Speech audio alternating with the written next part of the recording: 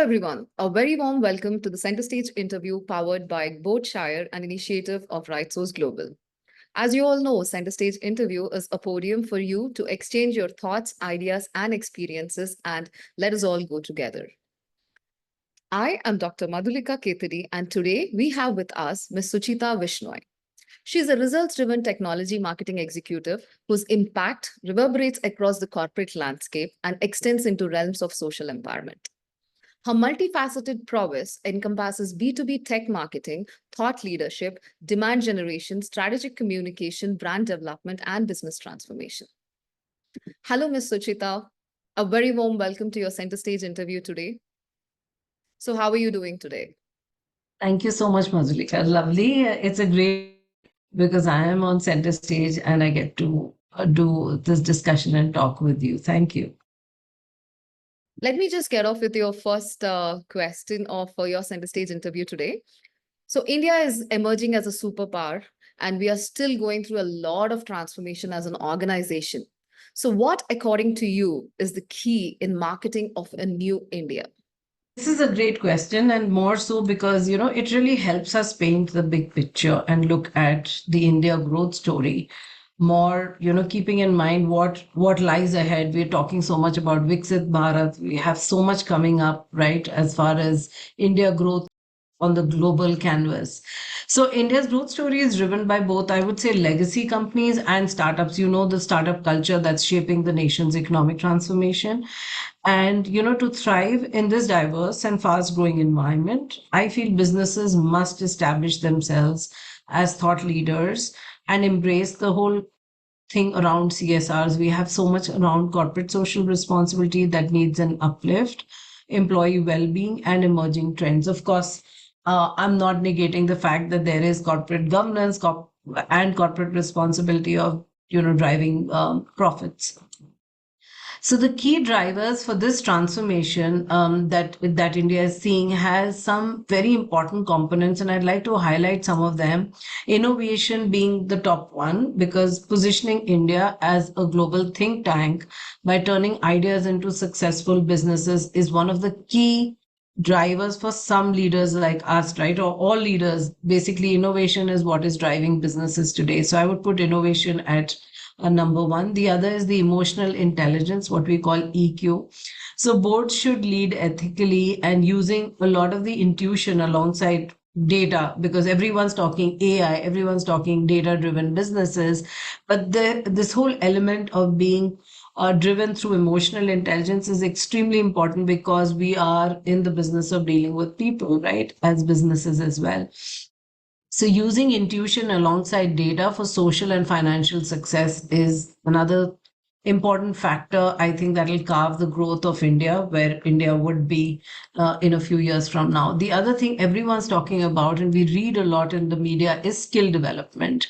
So upskilling and being vocation ready are vital for future growth, because India is supposed to be a young economy, a lot of innovations happening here. We're hearing and reading a lot about the global capability centers, or GCCs, that are setting up in India, and India is the magnet or the world capital for GCCs. And one of the main factors why people are looking at India and looking at setting up their centers here is because of the availability of talent and skill.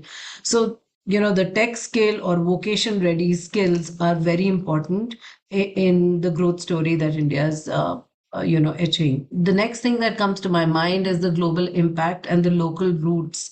So balancing the global reach with local development through rural and urban growth, right?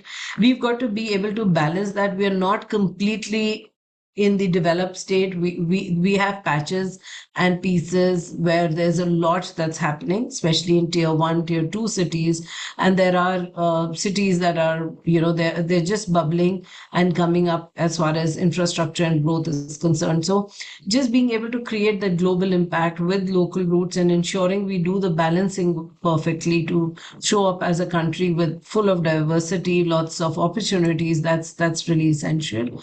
Then the Make in India story, that's not new to any one of us, right? We've been hearing government talk about Make in India. So becoming a global manufacturing leader by producing high quality goods for international markets will definitely help charter the growth story for India. So Make in India is very important. Like I said, skill India, and then harnessing the diversity. I think one of the big levers for us that we need to leverage is the India's cultural and resource diversity. And here I'm talking about a country which is so populous, full of diversity. That's a big driver to business growth as well. A lot of companies are looking at India because of the diversity it has. So let's harness that. And by focusing on these areas, businesses will continue to fuel what we say the India's remarkable growth trajectory that's getting written as we speak, Madhulika. So I'm currently also holding the CMO position with an edtech platform, which is called Skillible, which is supported by the Ministry of Education. It has courses that are vetted and supported by AICTE. And we've seen a lot of traction there talking to different governments because they have the support from the central government for Skill India, right? There are lots happening in that space by each state, by each state body, and also the colleges and universities that are picking up. So yes, to your response, skilling, upskilling, and showing the way to the youth to be able to get to, when we talk AI skills or tech skills or data driven, driving businesses with data, that's where we'll need that resource that's ready. You, Suchita, for your thoughts on the previous one. Moving on to your next one, this I'm really interested to see how would you talk about this. While women's representation in corporate world has seen an increase from 21% in 2021 to 26% in 2023, the proportion of women in executive or C-level management or CEO positions has remained stagnant at 16%. What are the key obstacles preventing women from reaching leadership roles, and what measures can be taken to promote greater gender diversity? Yes, this is the age-old problem. We are talking gender diversity everywhere. We're talking about bringing more women to leadership positions, and something that you are running, the outfit you're running, and a lot of other, women support organizations that are actually helping us up that, the projection of Indian women or women in leadership positions, right, in India corporates. So I would start by saying that it is encouraging to see more women in the corporate world. Definitely the numbers have improved. So let's start and stay positive on that. So, however, the fact that women in top leadership roles remain only 16% is troubling. It should be at least, if not half, at least clearly about one third to two thirds, right, of how we are looking at projecting this representation across positions. So there are sectors that are dominant with women in leadership position. There are those that are not. So we've got to actually again do the balancing there. So this highlights that while the progress is being made in overall workforce participation, reaching the highest levels of management still remains a significant talent. It remains a challenge. And if you ask me what's holding us back, I would really say there's a combination of factors, which includes unconscious bias. A lot of us still hold that back, right? That there are some industries or some businesses that are male dominated, dominated for instance. Those are a lot of unconscious biases that still exist in the system. And that continues to favor the traditional, the often male leadership styles, right? Additionally, also the lack of mentorship opportunities that limit career advancements for women. Currently, there are a lot of support groups, like I mentioned, and we're hoping that there's going to be more support for STEM education as well to support women coming into tech roles, etc. So to address this, companies must take concrete action, and I think it lies in a lot of us as leaders, as board aspirants, to be able to get that agenda to the boardroom. So implementing robust mentorship programs can provide women with the guidance they need to advance. And setting clear diversity targets for executive roles is essential because, whatever gets measured is actually what gets done. So that's very important, that we need to be very intentional about this. So creating workplace policies that support work-life balance, that's extremely essential given the role of women, at home, at work. So benefiting all employees, but especially women is critical, like I mentioned.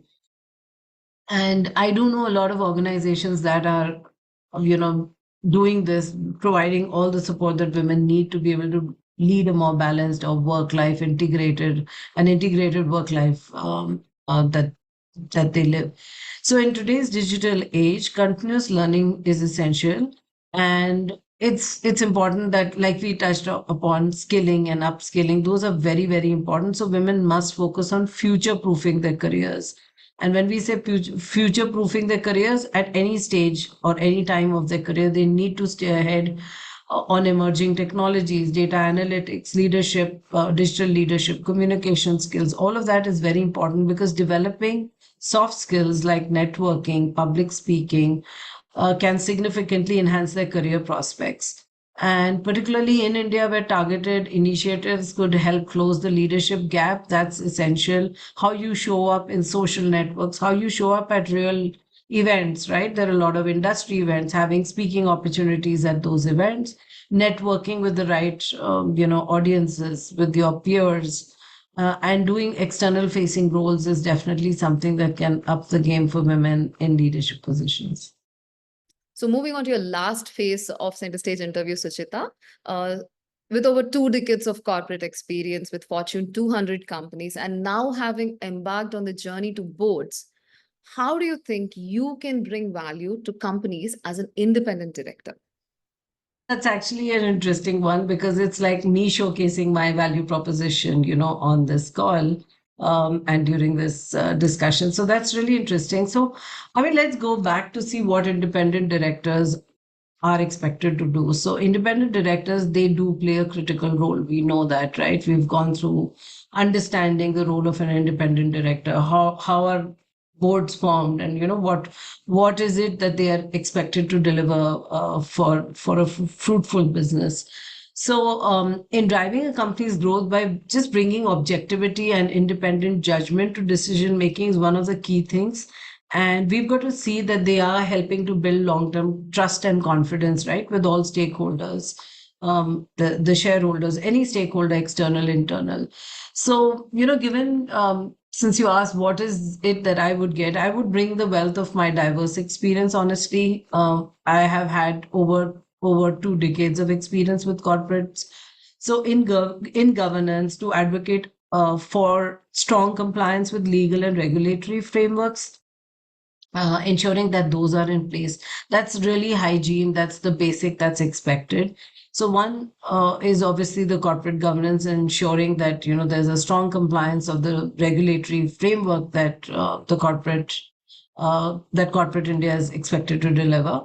Enhancing a company's reputation and risk management processes is another thing that's very essential, given everything is now digital heavy.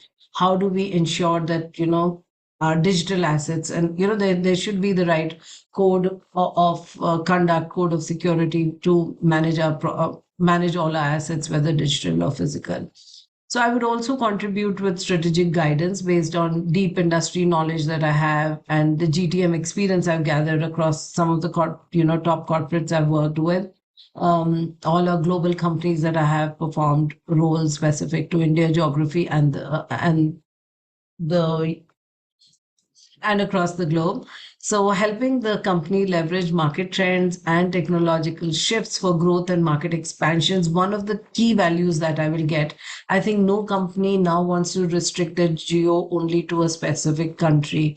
So, how do we put together market expansion and growth strategy? That's one of the key things I could deliver, apart from what is expected out of an independent director on the governance.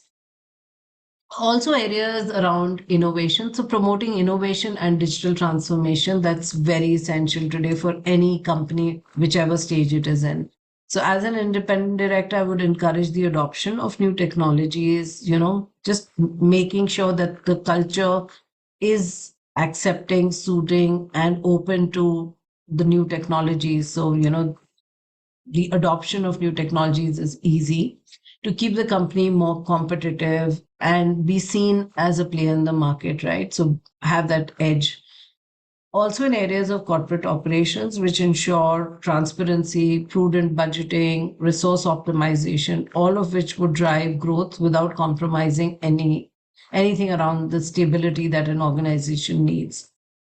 Additionally, I could support in areas of strategic alliances by providing valuable insights, because that's also very important when we talk about mergers and acquisitions today. Everyone's operating in an ecosystem. So ensuring that collaborations align with the company's long-term vision, that's one of the key goals when you devise a GTM strategy for an organization.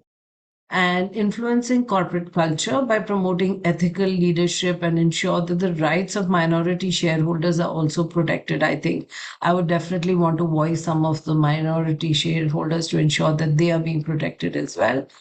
And lastly, I think it would not do justice if I wasn't to mention about helping advocate the CSR and ESG initiatives by enhancing sustainability and competitiveness globally. So that's like very important charter for any organization today to be looking correct, right? As far as your CSR and your ESG is concerned, that's our way of being on the board and ensuring that organizations are taking, enough cognizance of both ESR and ESG. It was so nice to actually hear you express your thoughts, ideas, and share your experience over a center stage interview. So much, Madhulika. Thank you.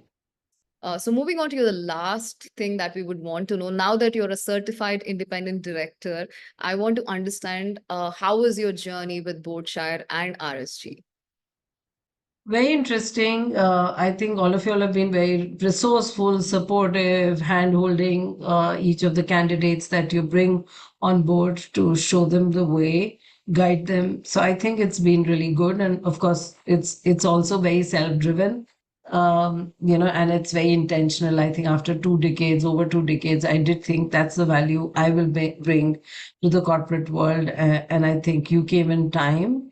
My association with RSG was very well timed, and you've been a great partner in that journey. So thank you, Madhulika, and to your team.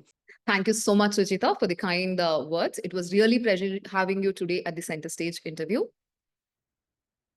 Thank you, everyone, for watching Center Stage interview here with us today. Thank you, Suchita, once again for spending your valuable time and sharing your thoughts and insights. To know more about all our initiatives, please visit us on LinkedIn at Boardshire or at RightSource Global. Have a pleasant day. Thank you.